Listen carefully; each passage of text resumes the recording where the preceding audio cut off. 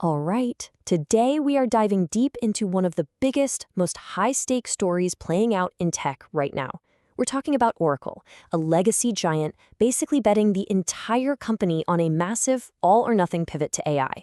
This is a story of incredible risk and, potentially, a once-in-a-generation reward. And that really brings us to the central question we have to answer. Is Oracle's all-in strategy a stroke of genius that will let them dominate the next era of computing? Or is it a desperate, catastrophic miscalculation? The outcome here feels like it's one or the other, with not much room in between. Okay, let's just start with the risk, because you have to see this number to get it. In a single quarter, Oracle burned through $10 billion of cash. That is the absolutely staggering price tag of their ambition. But then, you have to look at the other side of the coin to understand why they're doing it.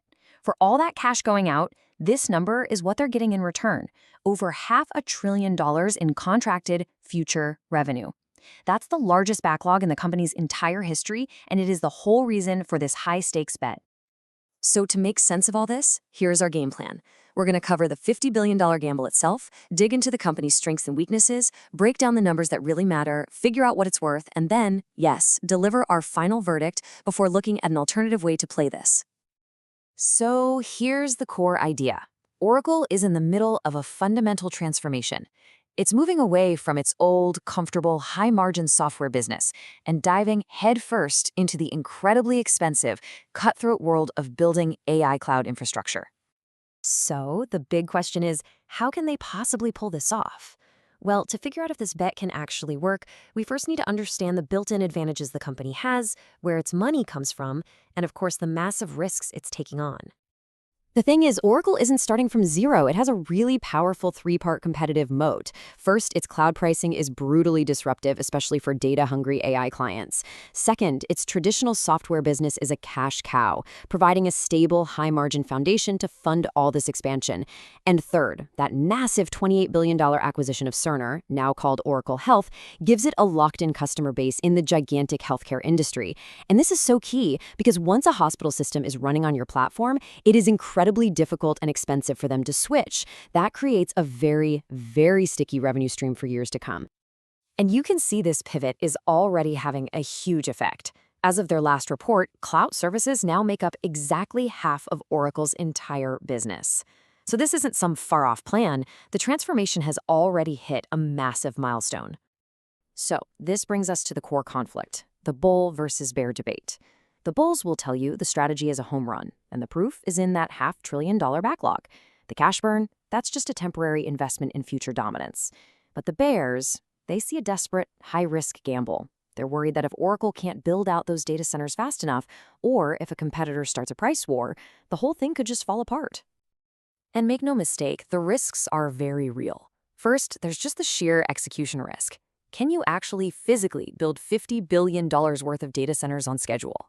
Second, that negative cash flow puts a ton of pressure on their balance sheet. And third, the market is definitely on edge.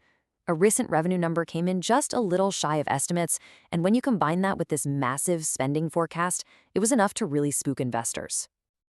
Okay, so to cut through all that noise, we need to focus on the numbers that are going to tell the real story. I'm going to walk you through the 4 key metrics that really define what's happening at Oracle right now. First up is revenue growth. The easiest way to think about this is like a car. It's not just about how fast it's going right now. It's about whether it's accelerating, whether it's picking up speed. Faster acceleration means demand is getting stronger. And this is where the story takes a really interesting turn. Because despite all that market anxiety over a slight miss, Oracle's overall revenue growth is actually accelerating. It went from 9% last year to 13% now. The car is, in fact, speeding up. Okay, next is RPO, or Remaining Performance Obligations. This might be the single most important number in this entire analysis. Think of it like a restaurant that has confirmed, fully paid-for reservations stretching out for the next 5 years. It's revenue that's already locked in. So the big takeaway here is that this massive RPO number, that $500 billion, it gives Oracle a crystal ball into its own future that most companies can only dream of. It dramatically lowers the risk of their long-term forecasts because a huge chunk of that future revenue is already sold. Now, with all this spending, it's natural for investors to worry about debt, but management has been really direct about this. On their earnings call, they came right out and said they are committed to keeping an investment-grade debt rating. That's a clear signal that they plan to be disciplined, even during this massive build-out. And finally, let's talk about that scary negative $10 billion number, free cash flow. The best way to think about this is like your own personal take-home pay.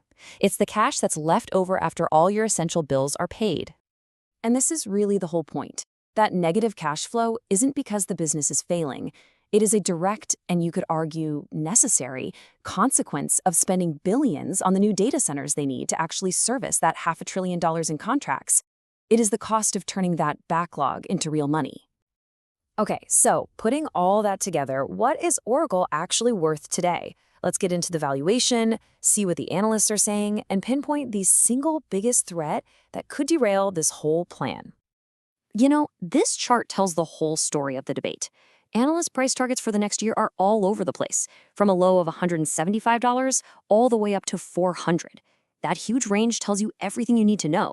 Wall Street is deeply, deeply divided on whether this gamble is going to pay off. And beyond the company's own challenges, the single biggest external risk is this: retaliation from the other giants.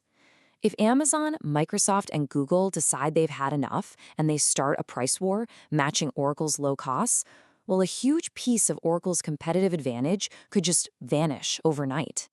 Which brings us to the final verdict. After weighing this massive opportunity against some truly catastrophic risks, what is our definitive call on Oracle stock?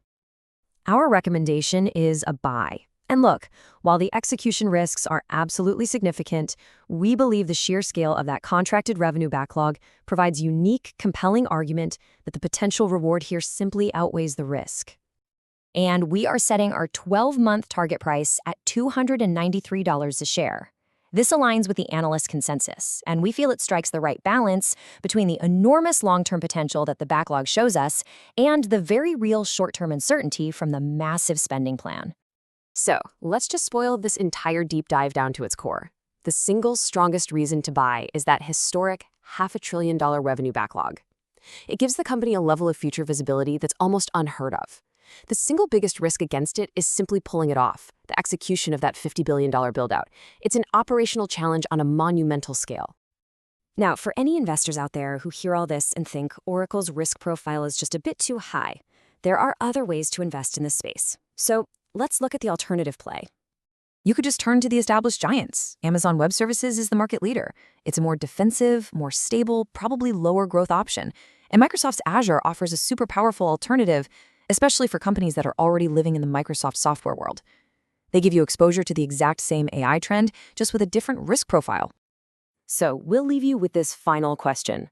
Will Oracle's $50 billion AI gamble actually succeed and reshape the entire cloud market for the next decade? Or is the execution risk of a project this big simply too great to overcome? Let us know what you think down in the comments, and be sure to tell us what company we should break down next.